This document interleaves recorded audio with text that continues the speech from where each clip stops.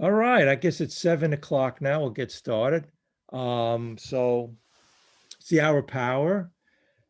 So as I usually start out saying, I'm Bob, and I'm a compulsive overeater. I'm an alcoholic, and I want people to like me.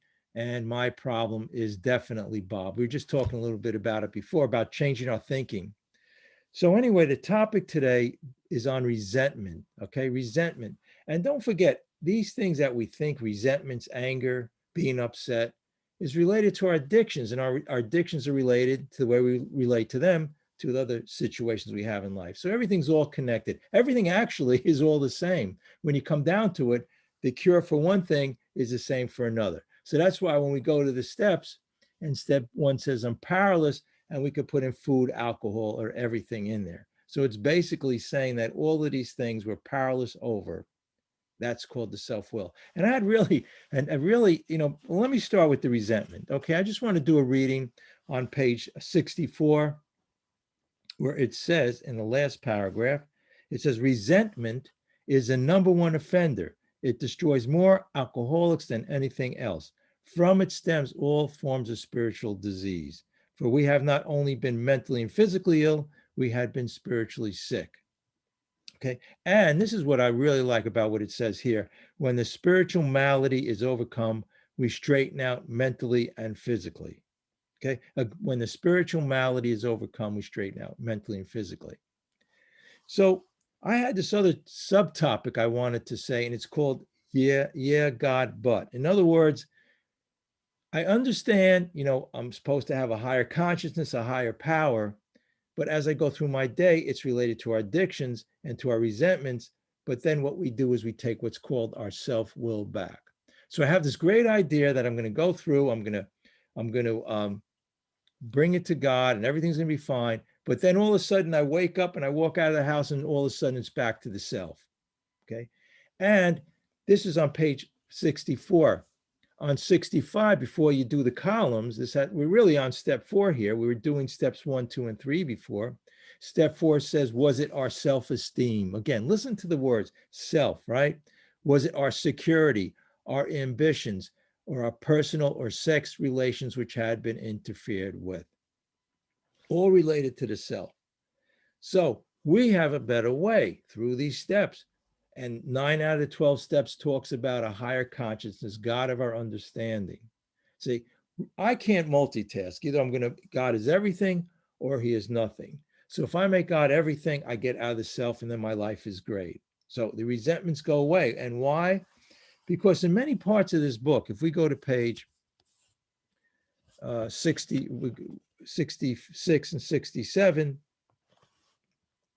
it talks about, we realize on the bottom of page 66, it has what's called the sick man prayer. It's also the 4-step prayer. We realize that people who wronged us were perhaps spiritually sick. Though we did not like their symptoms and the way these disturbed us, they, like ourselves, are sick too.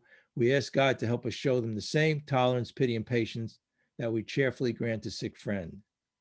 So the whole key here is tolerance, patience, pity. Okay.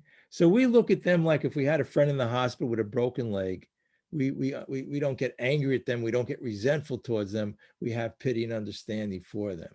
So the way to get this is through this higher consciousness. And when we bring that consciousness into us, we have the pity, patience, and tolerance.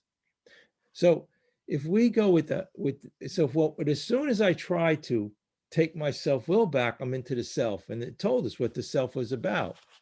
It told us it was our self-esteem, our security, our ambitions, and it goes on here. And also, as you know, on page 66, it says above that, where we had read, it says selfishness, self-centeredness, that was the root of our problem. So on page 62, I'm sorry, going back to 62. So again, when I go through my day, when I'm related to my addictions with the food, whatever it is, as soon as the self comes back, the self is filled with pride, envy, and gluttony is one of the main ones when we relate to the food. So my relationship to the people in my life, to my addictions, to life in general is one of either I'm coming from the self or I'm coming from the higher consciousness. So as a result of these steps, I had the spiritual awakening. What happened, I realized that it wasn't about me anymore. Okay. When we go to page 63, which is a third step prayer, before we go into this thing with our defects of character, going back to step 3, it says, as we felt new power flow in, as we enjoyed peace of mind, we had discovered we could face life successfully. We became conscious of his presence. So that consciousness that Bill had, the consciousness it talks about in we agnostics, lack of power, that was our problem. We had to find a power greater in ourselves. We had to have a spiritual solution. It talks about it throughout this book. That was a solution to our problem. But what happens? So as soon as during the day, I'm into the addiction with the food, or I have that feeling of restless, irritable discontent, I know the answer. I know what the problem was. The problem was I was into the self again. So all I have to do is say, I'm taking my self-will back. So during the day, say I get upset, okay? Or I want to go for my addiction. So again, I can feel that emotion, but knowing what's called the truth from the false. The truth is with a higher power, having spiritual food, not food, material food, not having material money, not having the material thing, having people to accept and like me. So as soon as I'm discontent, I'm getting back into the self. So all I have to do at that point is go back to this program, the steps, prayer, meditation. And I just sit there and say, I'm not really in charge anymore.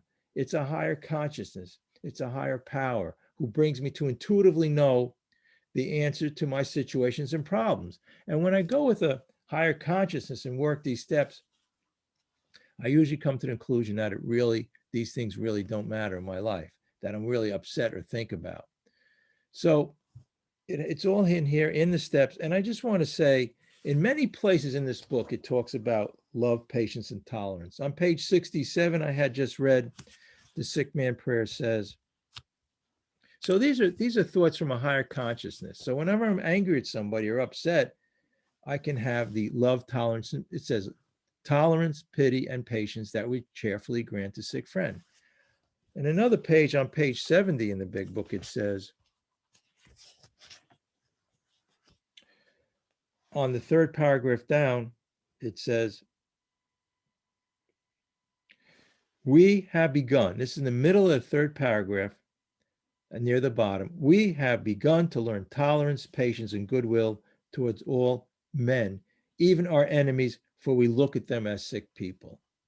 So the main thing we learn in this program when we do step 4 is about resentments and anger, okay? And again, that's in the self. So when we get this consciousness comes in and we feel great about ourselves and we come from peace, serenity, patience, and tolerance. Another page would be on page 83. This is where we have the 9-step promises.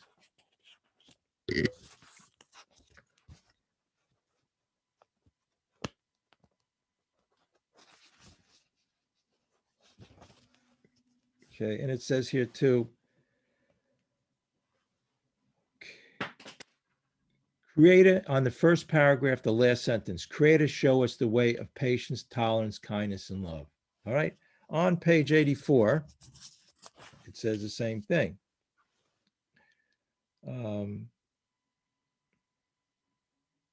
Well, it says in the middle of the second paragraph, it says, we continue to watch for selfishness, dishonesty, resentment, and fear. Okay. So what it's saying there, when we're into the self, it's about the self. That's where the fear comes in, because you're afraid that, situations aren't going to go your way. You have fear with your addictions, and then we're back into the self again. So the whole thing tells me about this consciousness, and it's all about the steps. So when we do step 12, we have the spiritual awakening, okay, as respect to the steps. So I don't know, I might change this way differently. If anybody wants to come in and share, they can, or have something to say about what we said about actually the sick man prayer, step 4, or its relationship to their addictions. Would anybody like to share?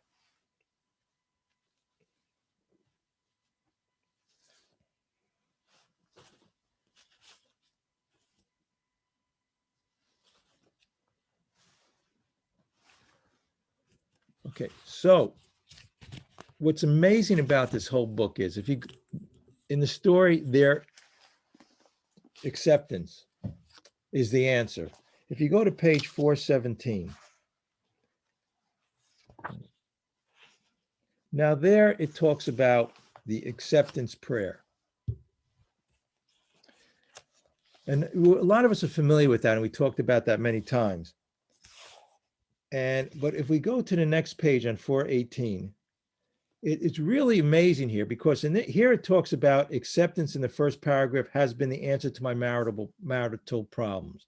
So in this chapter here, his wife, Max, they were having marital problems, but this relates to everything else, all the problems we have with anybody. It could be, again, with our spouse, it could be with family, it could be people at work. So he explains here what he does. It says, it is as though AA had given me a new pair of glasses. Max and I had been married now for 35 years. Prior to our marriage, she was a shy, scrawny adolescent. I was able to see things in her that others couldn't necessarily see, things like beauty, charm, gaiety, a gift for being easy to talk to, a sense of humor, and other fine qualities. It was as if I had rather a Midas touch and turned everything to gold, a magnifying mind that magnified whatever it focused on. So that last sentence again, where he says, this is the God consciousness, the love, the tolerance, the patience. He said he had a magnifying mind, the Midas touch. As you know, the Midas touch means you touch, everything turns to gold. So my relationships in my life, this is like marriage counseling, right? It talks about, but it could be counseling with my relationship with people at work. And it says here again, it gives you the answer. It says, it was if I had rather a Midas touch, which turned everything to gold, a magnifying mind that magnified whatever it focused on. Over the years, I thought about Max, and her qualities grew and grew.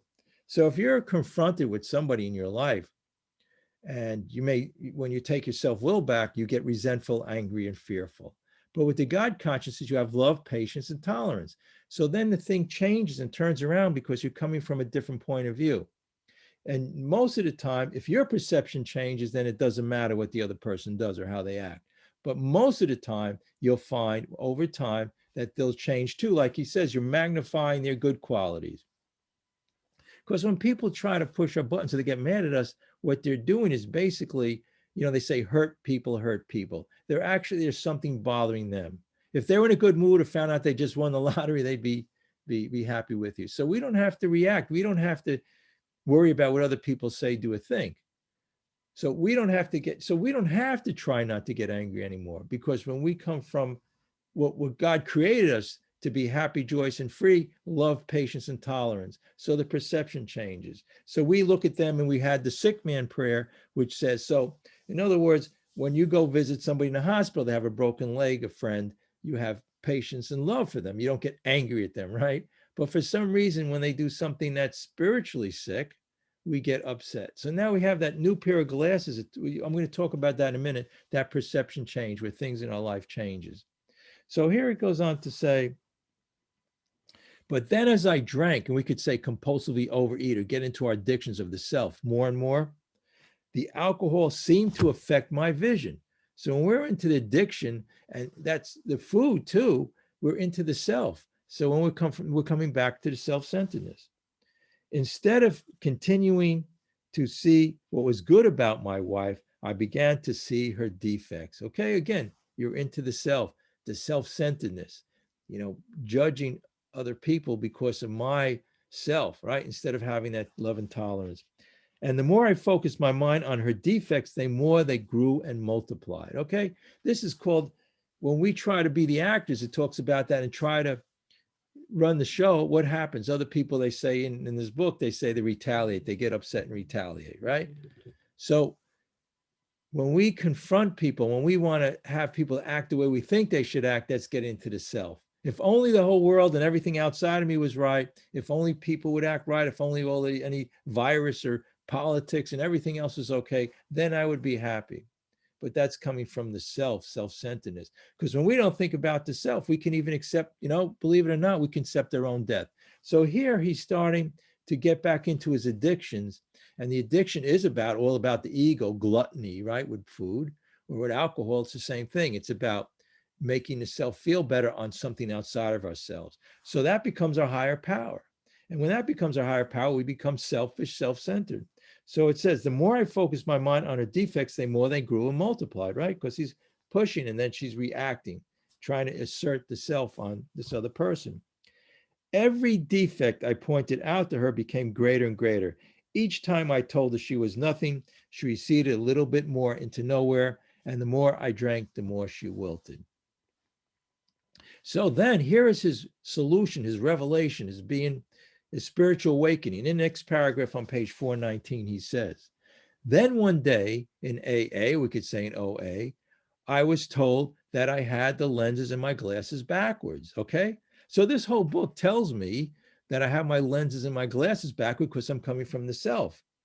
So when I come from the self, my glasses are in backwards. That's where the self-centered fear, pride, envy, lust, gluttony, all of these things. So then it says, the courage to change in the serenity prayer meant that not that I should change my marriage. It's interesting. When we read the serenity prayer, I always thought I had to change the things outside of me.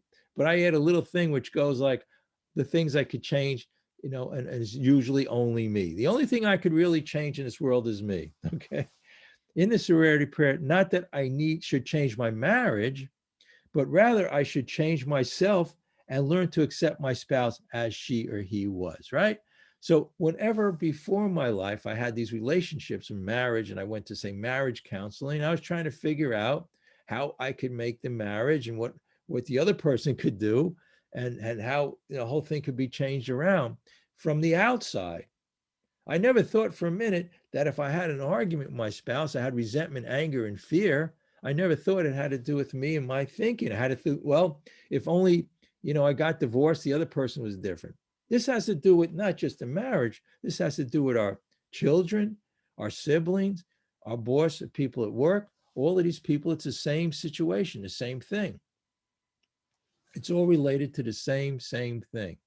So it goes on to say, change myself and learn to accept my spouse as she was. Love, patience, and tolerance. And I have a list here about 10 places in this book it talks about that. And where do we get that? We don't get that from trying to read self-help books, trying to ask people how to be happy, joy, how to be love, tolerant, and patient. We get that when we get centered and we get out of the self. And because the reason why we can do that is because it's in us all the time. God created us. And the truth is that when you get out of the self and you're not worried about your daily activities, you'll start feeling good about the day. You'll see the nature around you. You'll see the beauty in people. And when you're out of the self. So we were created that way, but God gave us this, it's called self-will run right on page 62. It says that's what we did. God gave us this intellect to think on a higher level. So we're always trying to figure out a way in our marriage, our relationships at work. We're trying to figure out what maybe we could say something different, show people that so they respect us. I mean, that's another one. Respect us has to do with the self, right? Even respecting ourselves when we get into, well, I got to build up my self-esteem. No, God talks about, and we talks about this book, humility. Humility means that I don't think of the self, right? When I'm humble, it's not about me anymore. It becomes more about nature, other people, because pride is one of the 7 deadly sins, right? And the opposite is humility. So when we go pray, meditate, so anytime during the day, any relationship you have, when you start to feel resentment, anger, and fear, you're coming from the self. So the answer is in these steps. So it's a very, very simple program. That's why step 1 says I'm powerless over everything. That's why step 2 says I'm insane, but I could be restored to sanity. And step 3 tells me how. When we go into step 4 now, it's the defects of character we just talked about, right? Coming from the self, the resentment, the anger, the fear. But they're all related to the self, selfishness, self-centeredness. So the no power is in the anger, resentment, and fear. The God power is in the love, tolerance, patience, all of those things. But what we do is we always go through the self-will. When we try to have things outside of us, people respect us, a higher position in life, more money, more food, more addictions, again, back to the self, always back to the self. So the way out and the whole program is these steps. The spiritual awakening step 4 talks about understanding these defects of character, okay? So when we come with a God consciousness, we're in the eternal present. The past is depression. The future is anxiety. But that's all we have. It says, know the truth and the truth will set you free. In this book, in the doctor's opinion, he says, knowing the true from the false. Okay. So we can't, once we try to figure out this food problem, again, with the diet, once we try to figure out how I could get people to like me, okay, once we try to figure out how not to be addicted to drugs and take alcohol, when we try to figure it out, it just gets worse and worse and worse. And we get into the addiction. We're in the problem. Okay. You heard about people in the problem, the solution. We could, because, and the way you know that is 95% of these things fail. So 95% of the time when you tried to diet, it failed because it all had to do with if I got down a certain weight, if I ate this food or that, the perception never changed, because in the way you know that is because you're miserable. Just like in life with your situation with people, we're always miserable, right? Miserable, argumentative, and angry, resentful, taking the poison, hoping the other person will die, right? It was always because we're coming from the self.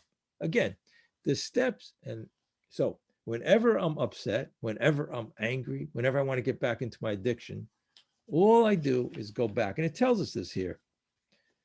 It says, again, I can focus on my wife good qualities when we come from God consciousness and we get rid of the old self, it's called, because on page 63, before the third step prayer, it's all like so basic, it's unbelievable. If we go to page 63 and we go to the third step prayer, it says, let me get it here, right here. Right before it says on page 63, so here's the solution. Here's the answer. But people are in this program for 1 year, 2 years, 5 years, 10 years, 11 years, 12 years, 50 years. And they're still, you hear them talking about the problem. The problem we know about. The more I talk about it, I could tell you about my boss at work yelled at me, right? And I got upset and I was really, and the whole day I was upset and people didn't understand me. But we have a solution here, and it's getting out of the self, because all that is related to selfishness, self-centeredness. Here it is. It says, okay, when we sincerely took such a position, and that talks about, on the page before, it talks about getting that God consciousness. Actually, let me read it for a second. God was going to be our director. He is the principal.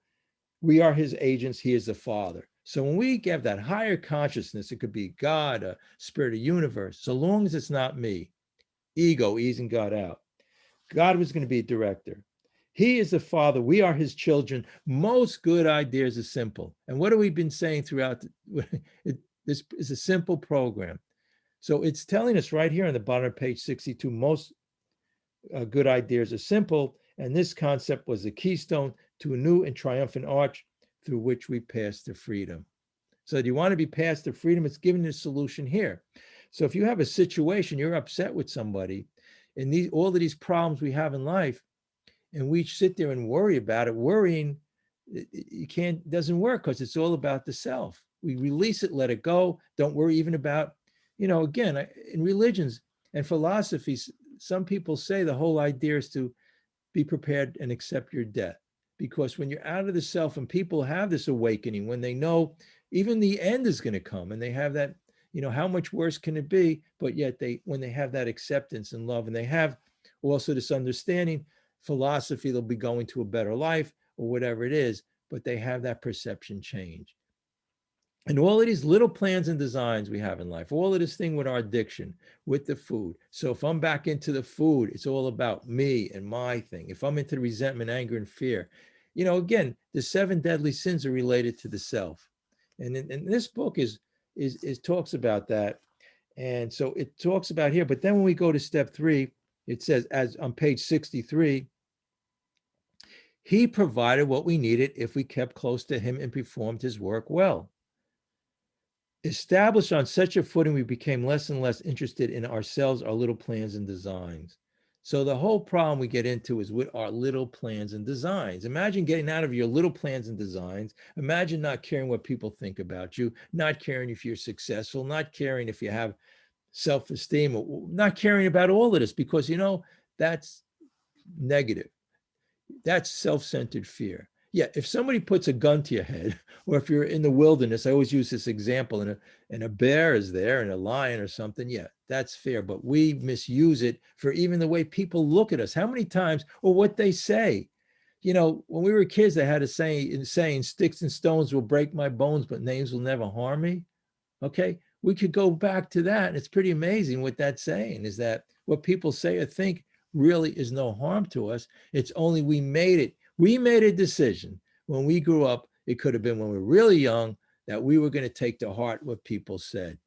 So, and it talks about here on page, when that happens, I know I'm jumping around, but anyway, let me finish with we were reborn. It says on 63, and it says, God, I offer myself to thee to build with me. So we're offering ourselves to God, relieve me of bondage of self. That says it all there. But this is what happens if you go to page 67, and it talks about, let's see here.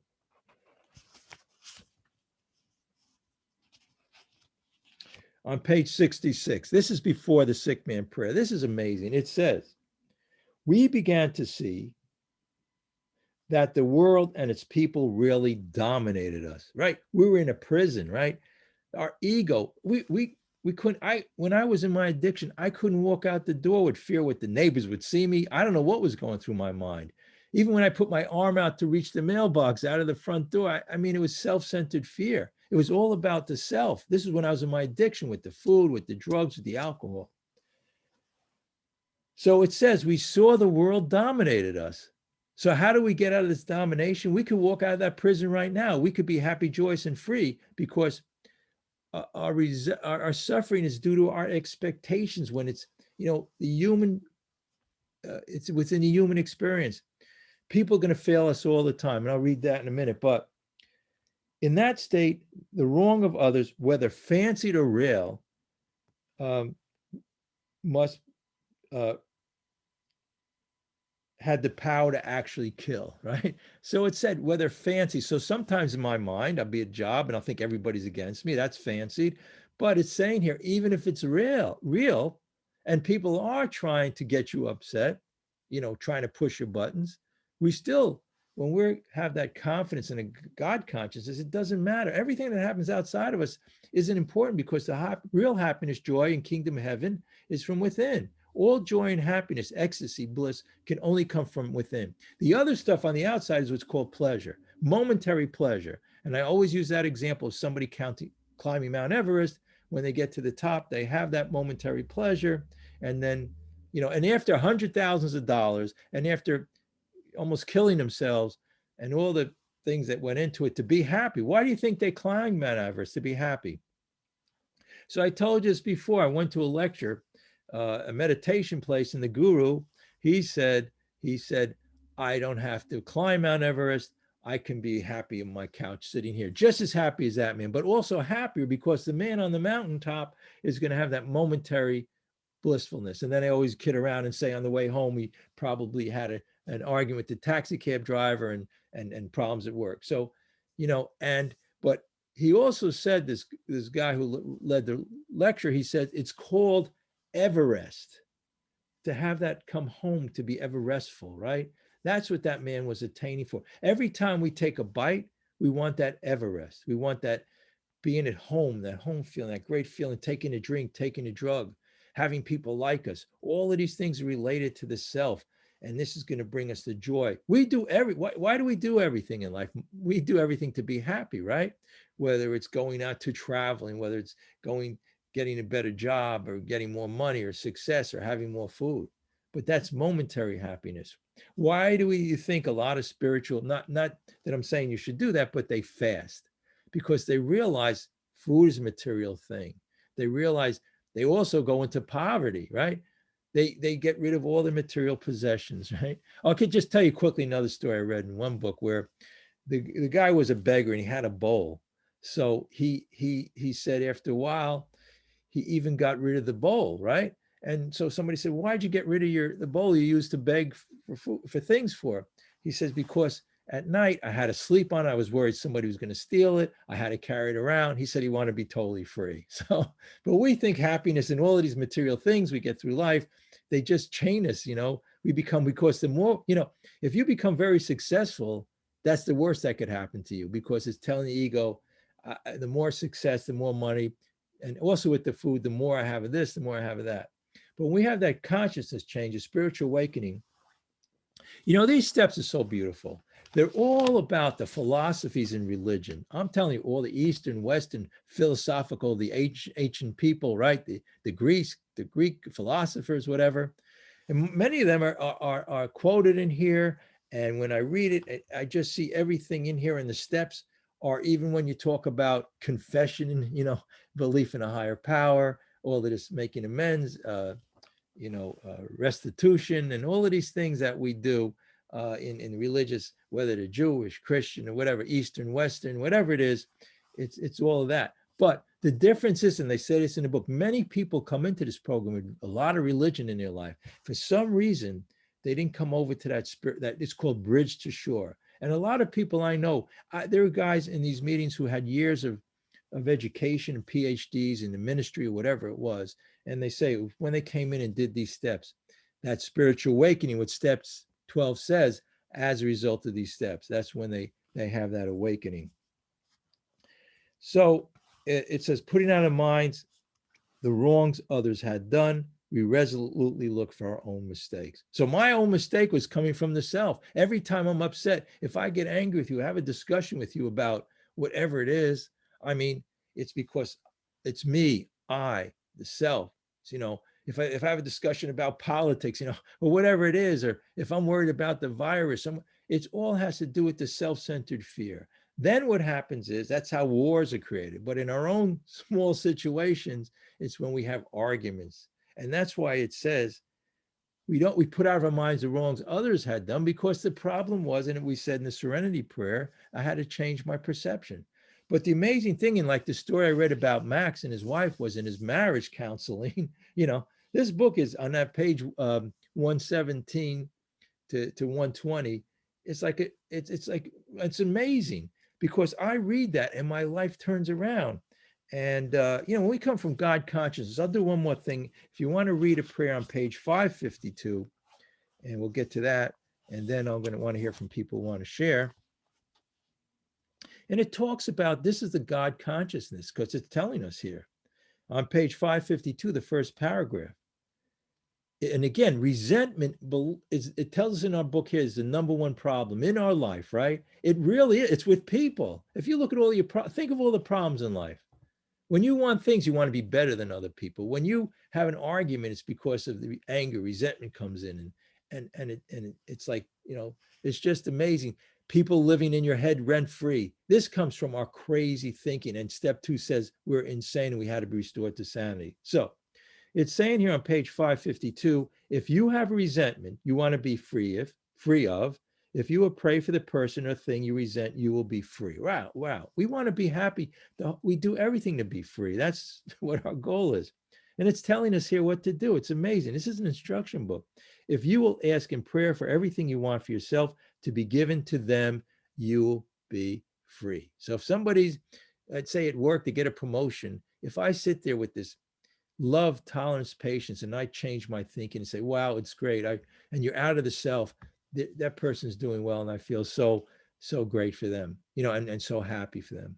But, the interesting thing that happens what I found in my life, when I do that, more things come to me. Not that that's my intention, but also they say, if you want, I tell you, if you really want to get revenge from at a person, just love them, right? And then they start respecting you. So it turns out that when we're on a job, if we come from that point of view, usually we end up being promoted. People like us, where situations turn around. But if anything, even if it doesn't, we're happy and joyous, because we could have that acceptance is the answer to all our problems. That's on page 417.